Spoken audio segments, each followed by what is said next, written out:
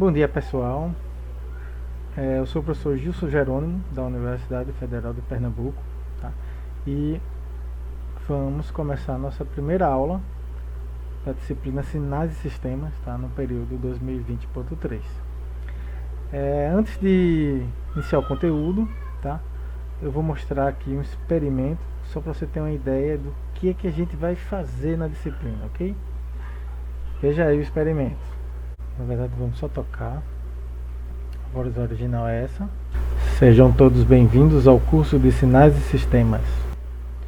Bom, agora vamos modificar um pouco a voz. Ela fica um pouquinho mais grave. Será que fica mais legal? Vamos ver. Sejam todos bem-vindos ao curso de Sinais e Sistemas. Então, qual dessas você gostou mais? E que tal agora fazer uma coisa desse tipo? Sejam todos bem-vindos ao curso de Sinais e Sistemas. Então,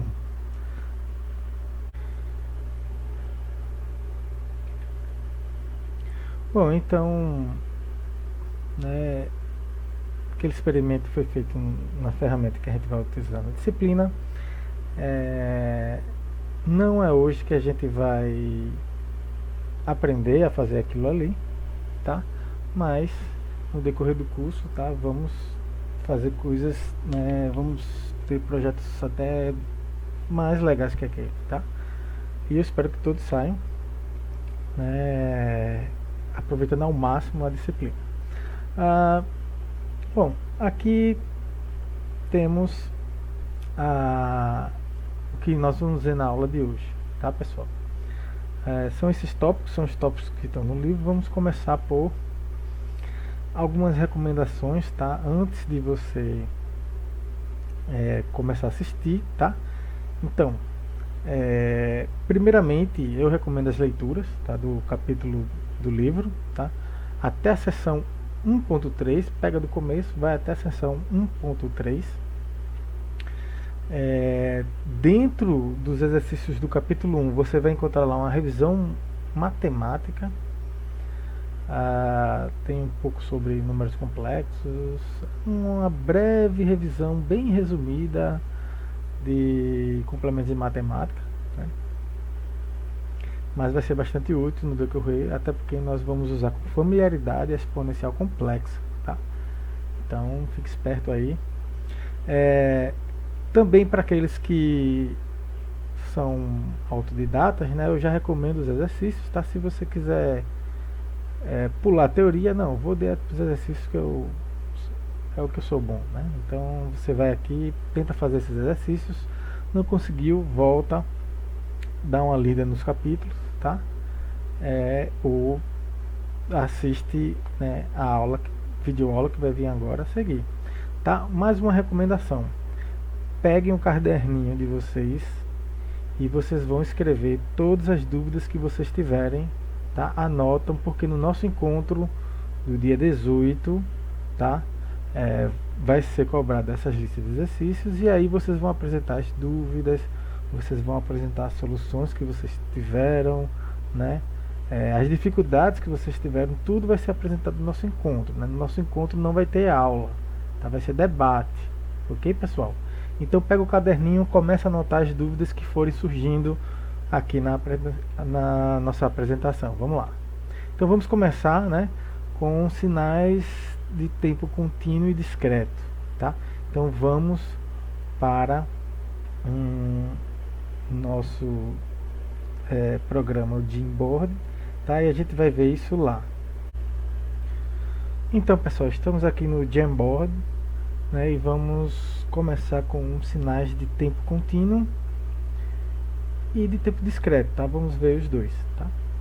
Começando pelo tempo contínuo, tá? Então, nós podemos ver aqui um sinal. O que é um sinal de tempo contínuo, tá? Vai ser uma grandeza física que vai variar no tempo. Então nós podemos ver um gráfico dela ao longo do tempo, né? A grande diferença de um sinal para uma função é que normalmente, tá? Nem sempre, mas normalmente a gente está descrevendo ela no tempo, né?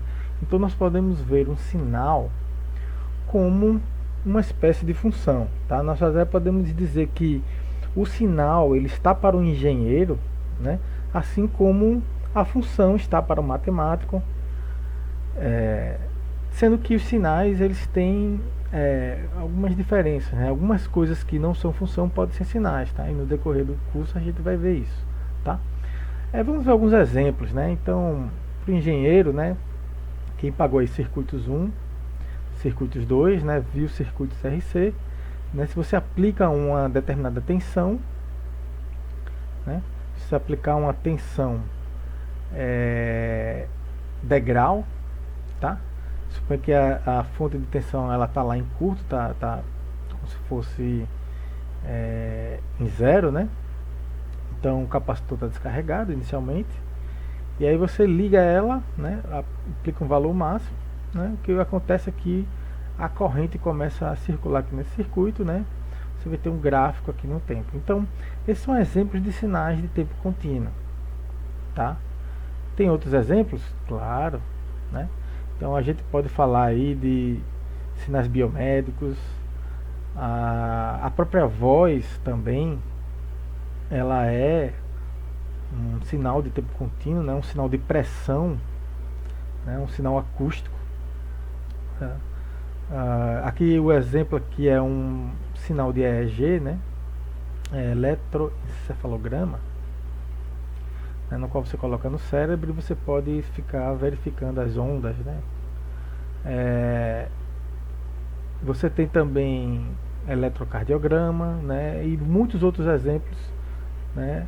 Então, quem é da área de biomédicas, da área de telecomunicações, sinais de rádio, sinais eletromagnéticos, todos são sinais, e quase todos os sinais físicos são considerados sinais de tempo contínuo, tá? Porque, né, você não tem uma quantidade enumerável, né,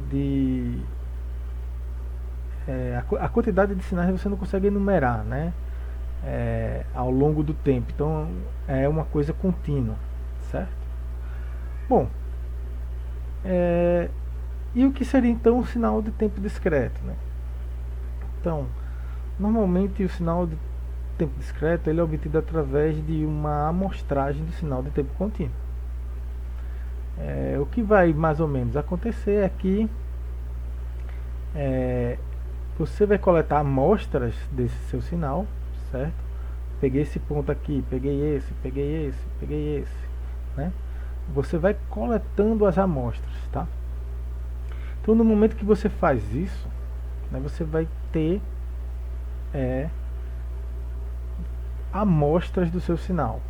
Então você não tem mais aquela infinidade de dados, né? Você tem dados amostrados, tá? E aí você troca aquela variável até agora por n, né? E a unidade dela, em vez de ser uma unidade de tempo, ela passa a ser uma unidade de amostras.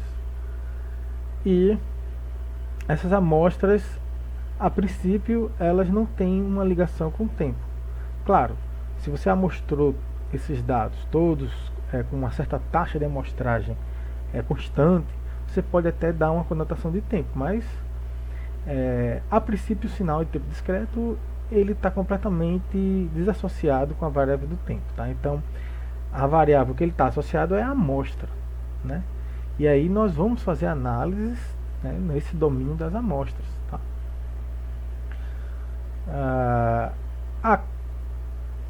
Detalhe importante é que esse n ele pertence aos números inteiros, tá? Então você vai ter números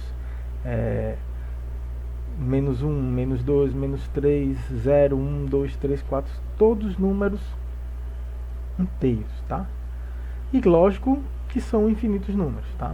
Mas é um infinito enumerável, tá? Então você vai ter tanto aí de menos infinito a infinito, mas a variávelzinha aqui dentro só pode ser um número inteiro, tá?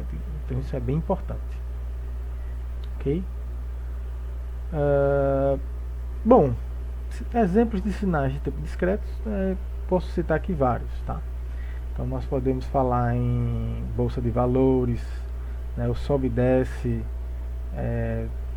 das ações, né? Se você fizer esse gráfico por dia, se você fizer a taxa de mortes diárias da Covid, também você pode ver isso como um sinal de tempo discreto, Então, pessoal, vamos ficar espertos em algumas coisas que vocês têm que prestar atenção. Tá? A primeira coisa é que o sinal de tempo discreto ele não é um sinal quantizado, tá?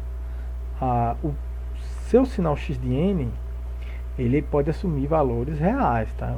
A única coisa é que o número de amostras, né, é uma quantidade agora enumerável, então tem diferença desse sinal quantizado, né?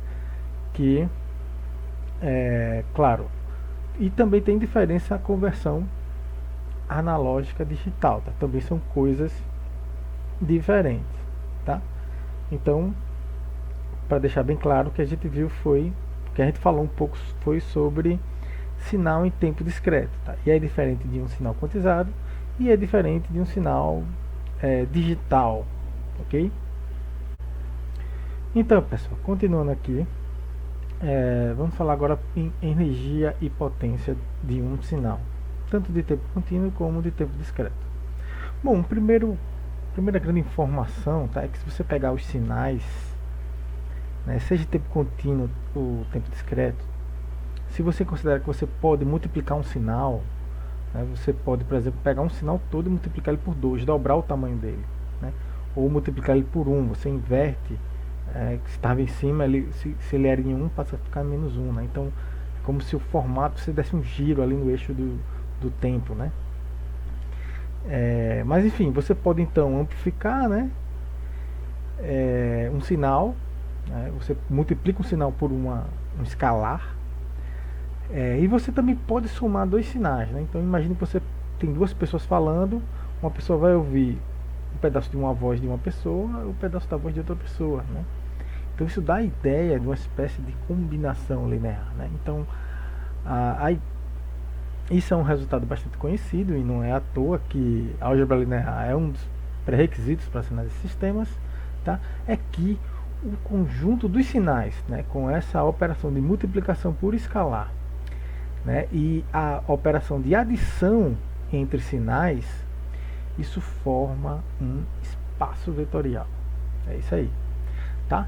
E aí, como forma um espaço vetorial, tá? Eu convido aos estudantes a mostrar cada uma daqueles axiomas do espaço vetorial, né? Mas como um espaço vetorial, várias coisas você pode aproveitar então, né, da álgebra linear, né? E aí, uma das coisas que você pode pensar é, será que eu posso definir um produto escalar de vetores? Nós vamos ver que sim, tá? E para isso a gente vai agora para o Jamboards para mostrar isso aí lá. Então, pessoal, voltamos para o nosso Jamboard aqui. Vamos falar um pouco sobre produto escalar de vetores, como nós conhecemos, né? Então, imagine que a gente tem um vetor de 3 dimensões. Nós já conhecemos como é que a gente faz o produto escalar desses vetores. Basicamente, a gente multiplica as componentes termo a termo e soma, tá? Ok, mas que tal então se a gente pegar cada vetor desse e associar ele a um sinal? Como seria fazer isso, tá? Vamos fazer isso da mesma forma que as ferramentas Scilab, MATLAB faz. Vamos pegar esse vetor aqui e transformá-los em sinais de tempo discreto, em que a primeira componente aqui simplesmente representa o valor do sinal no instante zero, ou como se fosse a nossa amostra zero do nosso sinal, tá? Então, se a gente coloca isso aqui numa representação como vetor, ele vai ter uma certa direção, mas quando a gente coloca isso aqui numa representação como sinal, ele ganha essa forma aqui, tá? Então ele vai ter 1, 0, menos 1, exatamente como está aqui, essa forma aqui. Note que a gente até poderia trabalhar com vetores em mais de 3 dimensões aqui, com sinais seria bem fácil fazer isso, tá? Bom, fazer a mesma coisa com esse outro vetor aqui, né? Ele teria então a sua outra posição. Quando a gente joga ele para um sinal de tempo discreto, ele assume essa formazinha aqui, né? Ele vai ter 1 na primeira amostra, menos 1, e assim por diante, né? E 0 para todas as outras amostras. Bom, se a gente usar a mesma regrinha que é feita para vetores, para fazer um produto escalar, uma opção para a gente definir o nosso produto escalar de sinais seria essa aqui. Então vamos fazer a mesma coisa. Vamos multiplicar o nosso sinal termo a termo e somar as componentes. Basicamente é o que está dizendo essa fórmula aqui. Tá? Bom, mas o produto escalar, para ele ser de fato um produto escalar, ele tem que ter duas propriedades básicas. Tá? A primeira propriedade é a bilinearidade, ou seja, ele tem que ser linear, tanto com essa componente quanto para essa outra componente aqui. Quer que é uma coisa linear, tá? Que satisfaz a homogeneidade e a superposição, né? Ou seja, se você amplificar isso aqui, o resultado vai ficar amplificado. Se você somar esse termo aqui com duas componentes, é equivalente ao calcular o produto escalar entre cada uma das componentes isoladas e somar, né? Então isso é chamado de superposição, né?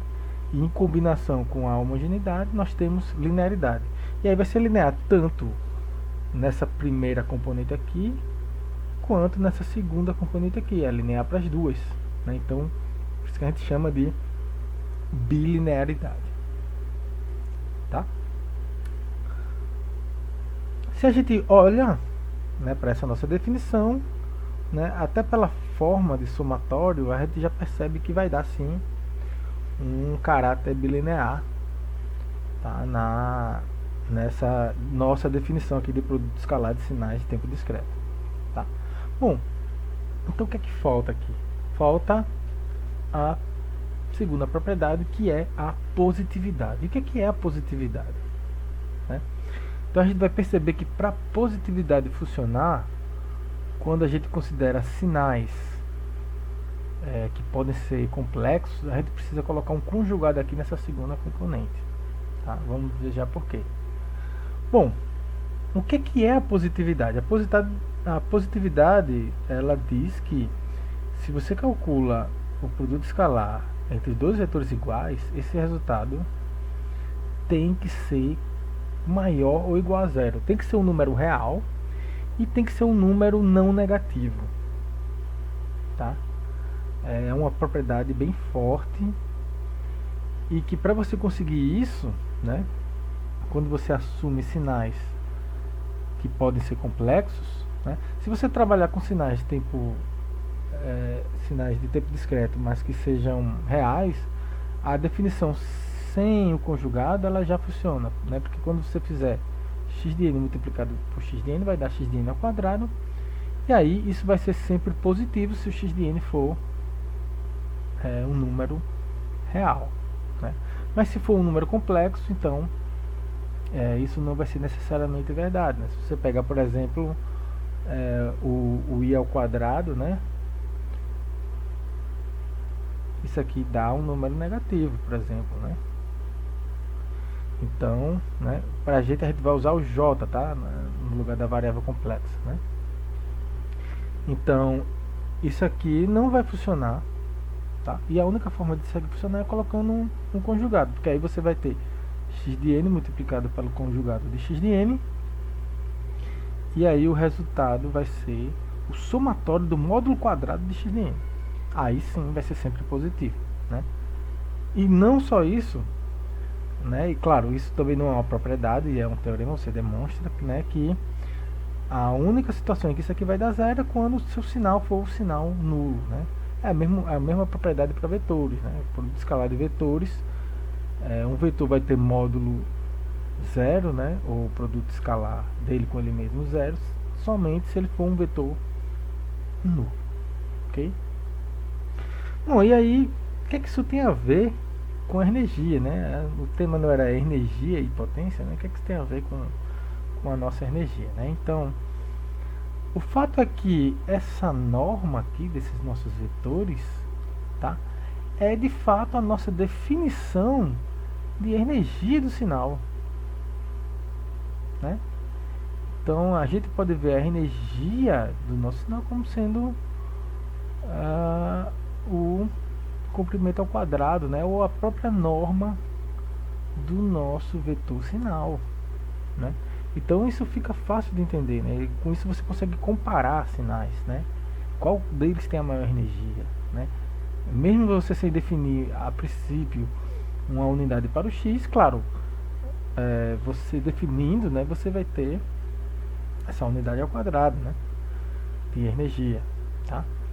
Mas o fato é que é a energia do sinal total, em todo instante, né, desde o início do sinal até o final do sinal. Então é como se o sinal ele tivesse uma certa energia, tá? Quando esse somatório convergir, você vai ter um sinal de energia finita, ok? E aí você pode tomar esse mesmo princípio para definir energia de sinais de tempo contínuo, né? Basicamente você vai trocar o somatório por uma integral, tá? Então você vai multiplicar os sinais, né? Um deles você vai aplicar conjugado e aí você vai integrar ele, né? A energia do sinal de tempo contínuo basicamente seria a integral do módulo quadrado do sinal, né? Em todo o tempo, tá? Ou seja, no decorrer do tempo, desde o início dos tempos até o fim dos tempos. Essa seria a nossa energia do sinal de tempo contínuo, tá? E aí a gente vai falar agora em potência, né? O que seria então a potência? A potência basicamente é quanto de energia esse sinal está consumindo por unidade de tempo, tá? Potência ela é mais importante para sinais que possuem energia infinita, né? Sinais com energia infinita pegue um seno, por exemplo. Um seno ele está definido de menos infinito a infinito. Se você for integrar o seno de menos infinito a infinito, né, o módulo quadrado do seno, essa integral vai divergir, tá? Então não faz muito sentido você calcular a energia total do seno, né? Mas faz mais sentido você calcular qual é a energia média que ele está utilizando no tempo, né? Então sinais periódicos, é um sinal no qual você tem uma potência média, né? Ele apresenta uma potência média, mas é um sinal de energia infinita, né? Até porque se você pegar aqui esse limite, tá? Vamos olhar aqui para esse limite aqui, ó, tá? Imagine que o t tem a infinito, né? Quando t tende para infinito, essa componente aqui ela vai tender para a energia do sinal x de t, tá? E aí você vai pegar e dividir uma coisa, supõe que o sinal tem a energia finita, né? Então você vai dividir por 1 sobre t quando t tende para infinito. Então, sinais de energia finita, eles apresentam potência média nula, né? Você tem esse detalhezinho, né? Você pode observar esse mesmo detalhe para sinais de tempo discreto. Então, pessoal, continuando aqui, vamos ver agora a questão do deslocamento e o escalonamento de sinais, tá? São operações que são realizadas nos sinais considerando transformação dessa variável independente, tá? A principal característica que a gente vai representar um sinal é por ele ter, tá, essa forma assim de função, né? Ele depende do tempo. Então tudo aquilo que depende do t vai ser considerado para nós um sinal, ok? Então esse nosso vetor sinal, né, nós podemos fazer algumas coisas com ele, tá? Então vamos considerar esse sinal aqui de tempo contínuo, né? Ele começa aqui no 0, essa subida, a partir do 4 ele é sempre 0, ok? Isso aqui é só um exemplo ilustrativo, tá? Desculpe aqui, eu fiz tudo isso aqui à mão, tá? Mas o que podemos fazer com ele, né? Nós podemos multiplicar ele por uma constante, por exemplo, por 2, né? Se você for ver, ele vai ser um pouco maior. Nesse ponto aqui ele valia 2, aqui o 2x de t ele vai valer 4, né? Já que o x de t vale 2, nesse trecho aqui, multiplicando por 2 fica 4. Então essa notação aqui, ela cai bem, né? E aí, nós podemos fazer sinais diferentes, né? Vamos pegar aqui, por exemplo, um novo sinal, né? Esse aqui teremos o sinal aqui, vamos chamar esse sinal aqui de y2 de t, ou x2 de t, enfim, tá? E vamos igualar aqui, ok? Esse segundo sinal aqui, y2, tá? Como é que ele vai funcionar? Basicamente, quando o tempo for zero, você vai botar aqui zero no lugar de t, então ele vai ser igual ao x de menos 2, né? X de menos 2 é um valor menor que zero, vale zero, né? Então, se você for ver, a partir do tempo igual a 2, ele começa a chegar no x de zero, tá vendo? Então ele começa a ter esse ponto aqui zero. E aí quando vai aumentando, vai subindo. Então basicamente esse efeito aqui, quando você faz t menos 2, o que você faz é deslocar, tá? Esse sinalzinho aqui, original, você desloca ele de 2, tá? É exatamente o que acontece aqui. Você faz um deslocamento dele de 2 no tempo, né? Então isso é chamado de deslocamento no tempo, ok? Na prática, o que você faz é você leva o que está no zero para a posição 2 e assim por diante, né? E leva tudo junto, né? Então imagine que você tenha o sinal agora x de t mais 1. O que você vai fazer é levar o zero agora para o menos 1. É como se tivesse x de t menos 1. Então você vai levar o zero para o menos 1. O sinal segue, tá? Bom, você pode também inverter o sinal, né? Você pode multiplicar, em vez de ser por 2, por menos 2, ele ficaria aqui embaixo, né? Então, aqui são só exemplos, né? Se você tivesse x de menos x de t menos d, né? Então ele vai começar a partir dessa constantezinha d, e ele fica invertido, tá? Porque você botou menos x, tá? Então é bom vocês treinarem isso. Tem vários exercícios resolvidos no livro sobre isso, né? Naquela nossa lista inicial também tem, né?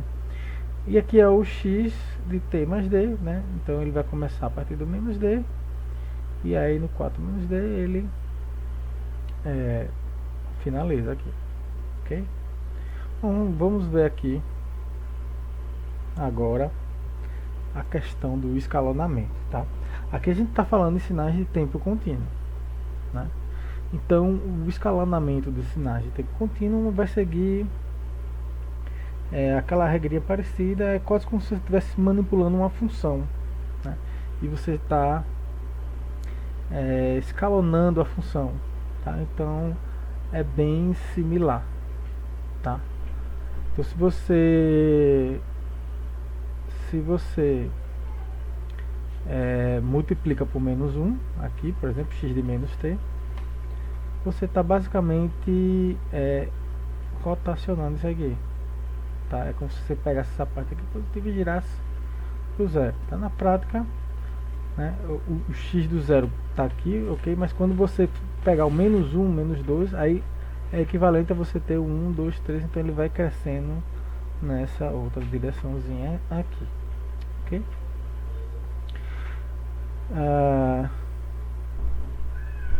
Nesse caso aqui, o nosso escalonamento basicamente é a inversão. Eu estou multiplicando por menos 1, então você, né, como se você girasse aqui, tá? Nesse caso aqui não, estou fazendo uma chamada expansão, tá? Estou dividindo por um número maior que 1, no caso aqui 2. Então basicamente você alarga a função, né? Partindo do zero, ela é como se você aumentasse, né, o comprimento dela por um fator de 2, tá? E quando você multiplica por 2, você tem a compressão, né? Você está multiplicando a variável independente por 2, você está aplicando, você está fazendo uma compressão, o sinal fica mais magrinho, tá vendo? Uma maneira de você saber se o que você está fazendo está de fato certo é você marcar alguns pontos, tá? Então vamos pegar a função, né? Eu estou já falando função, né? Mas vamos falar em sinais, né? Vamos pegar o sinal original, e vamos considerar o valor desse sinal no instante t igual a 2, ok? Né? Perceba que esse sinal é exatamente no final da subida aqui, tá? Onde acontece ao instante t igual a 2. Então, você localizar esse pontozinho aqui em todos os outros, o que você tem que fazer é o seguinte: se você substituir o t, no caso, pelo valor que está lá na próxima função, né? Vamos fazer isso para todas as outras aqui, e der o mesmo valor, né? X de 2, né? Esse ponto aqui é o x de 2, então é um indicativo de que a manipulação que você fez está certa, tá? Então, para a gente verificar se isso aqui está certo, tá? Vamos ver aqui, ó. Esse pontinho aqui está no instante menos 2. Será que se eu substituir esse sinal aqui, né, no tempo, quando eu colocar t igual a menos 2, será que vai aparecer esse x de 2? Vamos ver. Se eu for calcular o x de menos t e substituir o t por menos 2, vai aparecer nesse pontinho exatamente o x de 2. Então é um indicativo, tá? Um indicativo, tá? Não é garantido, porque pode ter coincidências, tá? Mas se você faz isso para vários pontos, né, a probabilidade de estar correto, né, é maior. Vamos ver aqui, ó, nesse ponto aqui, tá? Então, esse pontozinho aqui foi parar aqui no t igual a 4. Vamos ver se está certo, né? Vamos substituir aqui o t por 4. Quando a gente substituir o t por 4, vai dar exatamente x de 2 como está aqui. Então, esse pontozinho aqui também vai estar o x de 2 da função original, né? Vamos fazer a mesma coisa aqui. Aqui está aparecendo no t igual a 1, né? Vamos ver se está certo. Se eu substituir aqui o t por 1, vai dar x de 2, que é exatamente esse ponto aqui, tá? Então você tem mais ou menos noção de que a manipulação que você fez está correta, né? Vamos então fazer um exemplo, ok, pessoal? Vocês conseguiriam resolver isso aqui, tá? Dado que a gente tem esse sinal aqui original, né, vamos esboçar quem é y de t de x de 4 menos t sobre 2, tá? Esse exercício aqui eu vou fazer, tá? Para que vocês depois façam os outros exercícios, tá? Então, a ideia é sempre você tentar separar as manipulações, tá? Uma seguida da outra, né? Se você separar tudo direitinho, independente da ordem que você fizer, vai acabar dando certo, tá? Vamos ver. Vamos pegar esse exemplo aqui, ó.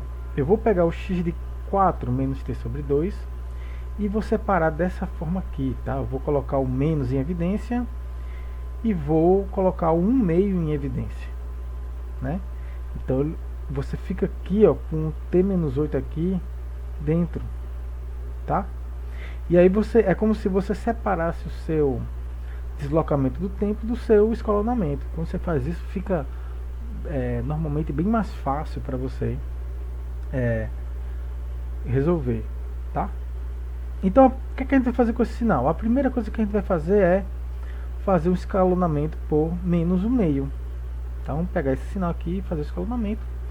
E depois de a gente fazer esse escalonamento, a gente aplica esse deslocamento de t menos 8, tá? Eu vou resolver dessa forma, depois eu vou resolver de outra forma, tá? Então, como é que a gente aplica esse escalonamento, tá, de menos 1 meio? A primeira coisa é fazer o escalonamento por menos 1. Esse sinal viria para cá, ok? E quando eu divido por 2, né, eu estou fazendo um escalonamento, então ele vai ficar um pouco mais largo. Então, em vez dele ir até o menos 4, ele vai ficar mais largo, vai ir até o menos 8. Bom, esse aqui é o nosso x de menos t sobre 2, ok? Bom, a partir daqui agora, o que a gente precisa fazer?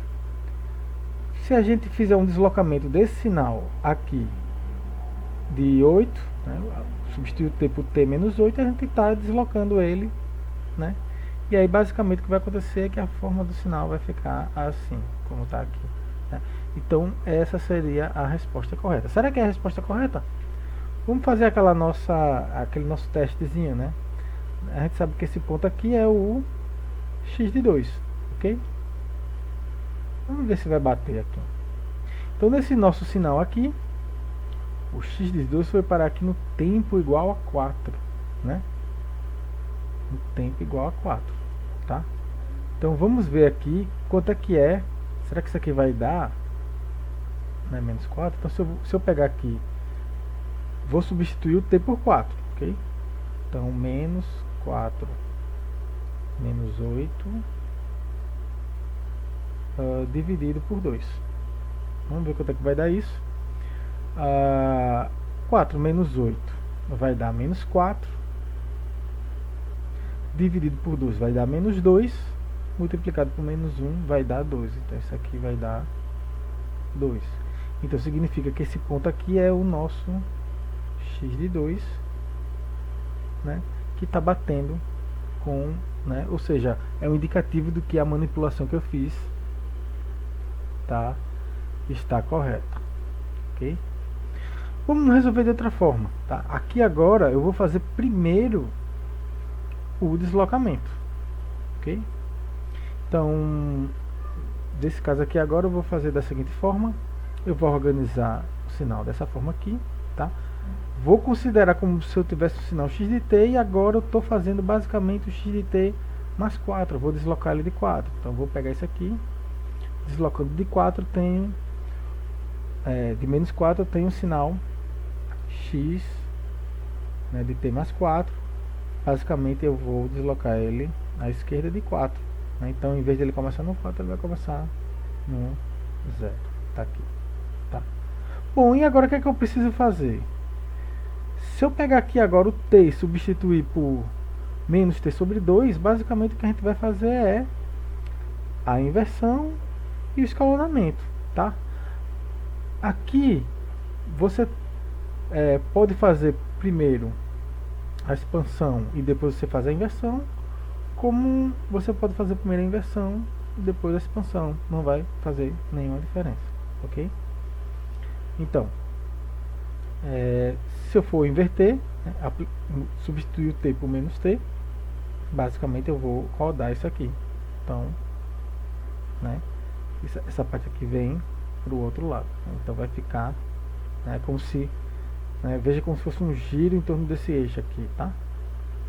Então é isso que você vai fazer, fez a inversão. E agora vamos fazer uma expansão de 2, substituir o t por t sobre 2, tá? Que aí a gente vai ter esse resultado aqui, ok? Bom, né, então veja que você pode fazer um determinado exercício desse tipo de várias maneiras, tá? E se você fez as manipulações corretas, tá, não vai ter muita importância, tá? Só cuidado, porque se você fizer primeiro esse escalonamento, tá? Vamos supor que você fez primeiro o escalonamento, pegou esse sinal aqui e fez o x de menos t sobre 2, tá? Aí o que vai acontecer? O sinal vai ficar invertido, tá? Como está aqui, né? Quer dizer, vai ficar um pouco diferente aqui, né? Ele vai ficar assim, né? Como estava no exercício anterior. Se depois você for fazer o deslocamento, tem que ter cuidado que não é um deslocamento de menos 4, tá? Por quê? Se você for fazer o deslocamento, ele vai estar aqui dentro do t. Você substitui o t por t menos 8, t menos 4, enfim. Então vai ficar aqui dentro, né? Então você tem que fazer o deslocamento correto, tá? Por isso que é bom, se você for começar pelo deslocamento, você deixa na forma como está na questão anterior, tá? Que é essa aqui, fica mais fácil de você visualizar, ok? Bom, vamos voltar para os nossos slides. Um detalhe importante, tá, é você pensar em como seria um escalonamento de sinais de tempo discreto, tá? Se você for ver a compressão, ela é simples, ok? Mas a expansão, ela tem um detalhe, tá? Imagine que você pegue uma variável x de n, divida x de n dividido por 2, né? Então quando o n for 1, quanto é que vai valer? Vai ficar x de 1 meio. A gente sabe que o argumento, né, ele só pode ser um número inteiro, tá? Então vou deixar para vocês pensarem nessa situação, tá? Claro, no livro ele apresenta algumas soluções, tá? Mas importante é vocês imaginarem como poderia ser, ok? Bom, vamos falar agora de sinais periódicos, tá? O sinal periódico ele vem a partir de uma definição, tá? Um sinal ele é dito periódico se ele, né, é dito periódico de período t se ele satisfaz essa equaçãozinha aqui, x de t mais esse t maiúsculo igual a x de t, né? E isso é válido para todo t pertencente a reais. Então isso é um detalhe importante, né? Não é para um único t ou um t específico, mas para todo t, tá? Né? Então, lógico, vamos voltar aqui para o nosso Jamboard, tá? Para a gente continuar. Então, vamos pegar um exemplo de uma função senoidal, né? Seno de 2πt, ok? Vamos pegar esse exemplo aqui. Nós conhecemos o seno, a função seno, né, de várias outras disciplinas, né? Sabemos que o seno, né, de um certo argumento, ele é uma função periódica, então isso já sabemos previamente, e sabemos o formato do seno, tá? Isso aqui foi feito no Scilab, ok? Nós sabemos também que o seno ele é uma função periódica de período 2π, ok? Isso é um resultado básico, né, do ensino médio. E aí nós pegamos o seno, por exemplo, veja que aqui agora a gente tem um seno, não seria um seno de t, né? Um seno de t, mas quando estou multiplicando por 2π é como se eu estivesse escalonando, né? Como a gente já fez, já mostrou como é que se faz, tá? Então, considerando esse sinal aqui, seno de 2πt, né, se você pegar um intervalo de 1, né, vamos supor que esse tempo aqui seria segundos, tá? A princípio pode ser qualquer unidade de tempo. Considerando 1 segundo, nós verificamos que se repetiu aqui, ok? Se você pegar esse outro ponto aqui, passar 1 segundo, você vê que se repete. Se você chegar aqui no zero, note, no zero, se você passar um meio, já se repete, tá? Você pode dizer, então tem um período de meio? Não. Para poder ser um período, lembrando lá da definição, tem que se repetir para todo o tempo, okay? Então se você pegar esse tempo aqui, por exemplo, e variar de meio, ele não vale a mesma coisa, tá? Mas claro, se você pegar o zero e variar de 1, né, adiantar de 1, ele volta a ser. Se você pegar todos esses pontos, você vai verificar que o seno satisfaz isso, tá? O seno de 2πt, ele vai apresentar um período de 1, ok? Bom, para a definição, ok, tá? Mas você imagine que você pega então e desloque de 2, 2. Você vai ver que repetiu. Opa, vamos ver se vale para outro instante também. Vou pegar outro instante aqui, vou variar de 2 e aí bateu igual, né? Então se repetiu, tá? Então nós podemos dizer também que esse sinal aqui, ele tem esse período 1, mas ele também tem o período 2, tá?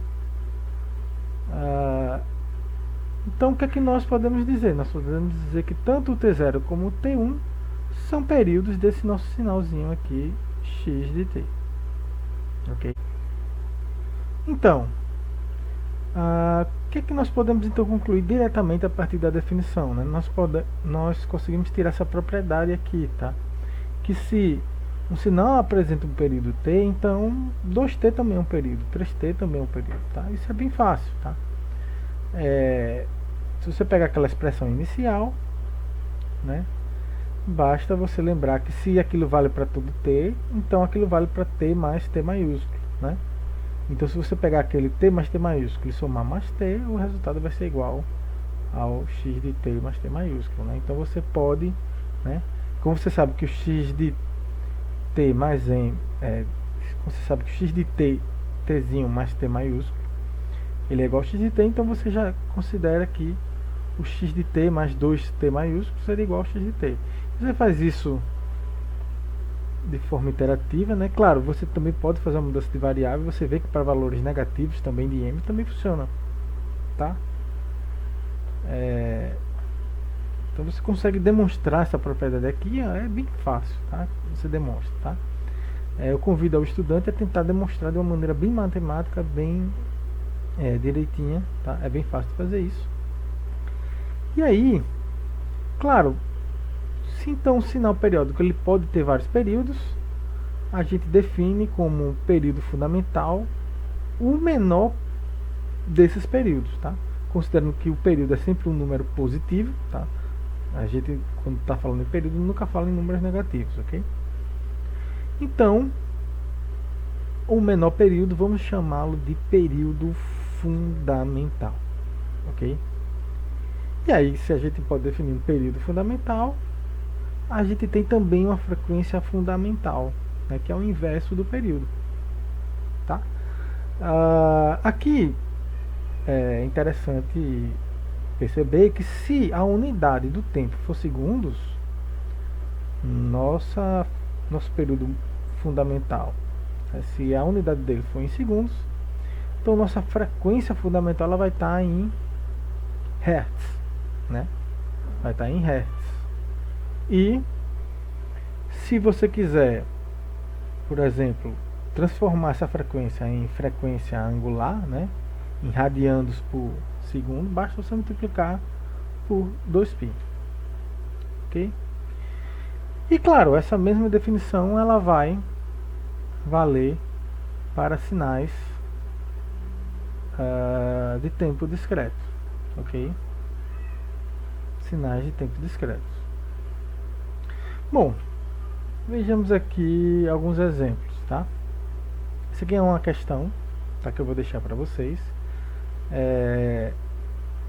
Essa questão aqui é bem imediata, tá, pessoal? Com algumas ressalvas, tá? Mas a princípio, vamos ver esse exemplo aqui, ó. Para os sinais a seguir, indique se é periódico. Se sim, aí você vai ter que indicar o período fundamental, a energia e a potência. São coisas que a gente viu no decorrer dessa aula, tá? Então,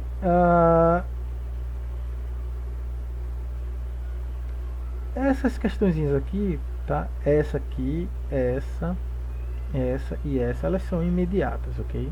Então vocês vão resolver. Essa aqui, essa última aqui, x de n igual a seno de n, ela é um pouquinho mais uma questão mais para você pensar, ok? Vou deixar isso aqui para você pensar, mas eu já vou ir dando a resposta, tá? Esse sinal aqui é periódico, você calcula o período dele facilmente. Esse aqui também, esse aqui é aperiódico, né? Mas você consegue calcular a energia desse sinal, tá? Esses dois aqui, a energia deles vai dar infinito, né? Diverge, mas você consegue calcular uma potência. Já esses daqui você consegue calcular a energia, ok? Esse aqui, esse último aqui que eu pedi para vocês pensarem, esse sinal eu já vou adiantando, tá? Vocês podem tentar procurar, né? Mas esse sinal vai ser aperiódico, por incrível que pareça, tá? Mesmo tendo uma função seno, esse sinal aqui de tempo discreto ele é aperiódico, né? Parece incrível. É possível calcular a potência, né? E a energia desse sinal, né? Então, nós conseguimos calcular a potência dele, né? Ele é um sinal que tem potência. Já a energia vai divergir. Como é que calcula a potência? Vamos ver em capítulos posteriores, principalmente quando a gente for ver a transformada de Fourier, tempo discreto, ok, pessoal? Mas por enquanto tentem de alguma maneira calcular, né? Veja se vocês conseguem calcular a potência desse seno de n aqui, tá? É um problema bem interessante, tá? Minha sugestão é, se você não conseguir calcular isso de forma literal, tente fazer um experimento prático com a ferramenta computacional, tá? Em breve eu vou mostrar como fazer isso, tá? Eu vou até resolver essa questão no Scilab, lógico que não é a solução elegante, né? Mas depois vamos ver uma solução melhor para isso, ok? Bom, estamos chegando agora no último ponto da aula, que é a questão de paridade dos sinais, né? Então, temos a definição de sinal par. O que é um sinal par? Um sinal par, x de t satisfaz, né, x de t igual a x de menos t. Tá? Exemplo de função par, temos o cosseno. Né, nós temos qualquer função que ela tenha uma simetria com relação ao eixo dos y, né? Aqui a gente falando de sinal, né? Mas se a gente imaginar um eixo dos y ali, esse sinal, se ele tiver essa simetria, né, isso é chamado de simetria par, e o sinal ele é par, né? Bom, um sinal ímpar, x de t satisfaz x de t igual a menos x de menos t. Então essa é a definição para o sinal que é ímpar, né? Sinais sem paridades, eles vão possuir, né, aqueles sinais que a gente chama de sem paridade, né? Eles vão possuir componente par e componente ímpar, né? Obviamente, se uma dessas componentes for zero, ele vai ser ou par ou ímpar, ok? Bom, e que componente é essa, par e ímpar? É uma componente que vai ser par e uma componente que vai ser ímpar. Então, se você tem que o x de t ele é a soma da componente par mais a componente ímpar, então o x de menos t, tá? Você substituir aqui por menos t, então a gente sabe que se o x, se a parte par ela é par, então o x de menos t vai ser igual ao próprio x de t, xp de t. E se o x i ele é ímpar, então x de menos t vai ser menos xi de t, tá? Então você tem aqui duas equações, tá? Duas variáveis que são xp de t e xi de t, né? Então temos um sistema de equações lineares com duas equações, duas variáveis. Você resolvendo isso aqui, né? Pode até resolver de forma matricial, é mais elegante e bem mais imediato. Você vai ter uma fórmula para a parte par do sinal x e para a parte ímpar do sinal x. Então qualquer que seja o sinal, né, pode encontrar qual é a componente par desse sinal e a componente ímpar, ok? Vamos dar uma olhada nos exemplos. Vejamos esses dois sinais aqui, tá? Esse aqui é um exemplo de um sinal par, né? Se você for ver, se você imaginar, né, uma linhazinha aqui do eixo dos y, tá? Você vê que ele tem a chamada simetria par, como eu falei antes, ok? Claro, imagine que isso aqui também, esse desenho está bem certinho, ok? Se nós pensarmos nesse outro sinal aqui, você vai ver que ele é exatamente o oposto desse sinal aqui, ok? Então esse sinal aqui é um sinal ímpar, tá? Então esse é um sinal par, esse é um sinal ímpar, ok? Mas se a gente pegar esse outro sinal aqui, tá? Como o sinal do nosso exemplo anterior, ele é par ou ele é um sinal ímpar, né? Então, na verdade, ele vai ter a componente par e a componente ímpar, né? Então, note que a parte par seria ele mais ele, né? Vamos escrever aqui, né? Então, o xp, né, seria o nosso x, tá? Mais o x de menos t. Tudo isso multiplicado por 1/2, ok? É aquela formulazinha que a gente viu no slide, né? E a parte ímpar é só trocar esse mais aqui por menos, né? Então, agora que a gente viu como é que faz o escalonamento, a inversão e tudo mais, fica fácil da gente fazer, né? Então o nosso x de t é esse mesmo sinal. Se eu multiplicar ele por 1/2, ele vai ficar menorzinho aqui, então temos essa partezinha aqui. E aí quando eu somar com ele invertido, né, que vai estar para esse lado de cá, também dividido por 2, ele vai ter esse formatozinho aqui, ok? Exatamente, né, como esse aqui. Então, a parte par dele seria isso aqui. Veja que esse sinal aqui, ele é par, né? Se você for ver, ele tem uma simetria par, ok? Já esse outro sinal aqui seria a parte ímpar dele, né? Para fazer essa continha aqui, eu vou somar ele, né?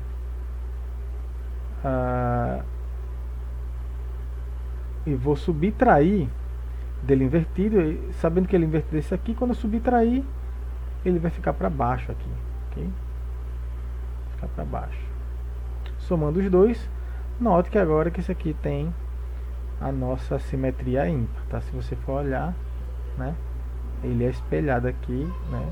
Então apresenta a simetria ímpar. Note também que se eu somar os dois, o que é que vai acontecer, ó? Somando os dois, essa componente aqui é positiva, essa componente aqui é negativa, elas são exatamente idênticas, sendo que com sinais invertidos.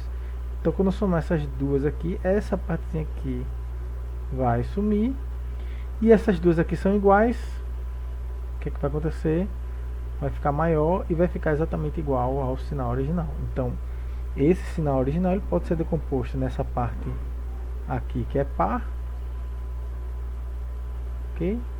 E nessa parte aqui ímpar, ok? Então você, para qualquer sinal, tá? Você pode fazer essa decomposição, tá? Isso vai ser muito interessante, né? Principalmente quando a gente for trabalhar com os sinais complexos, né? Exponenciais complexas, né? Quando a gente for trabalhar com a série de Fourier, tá?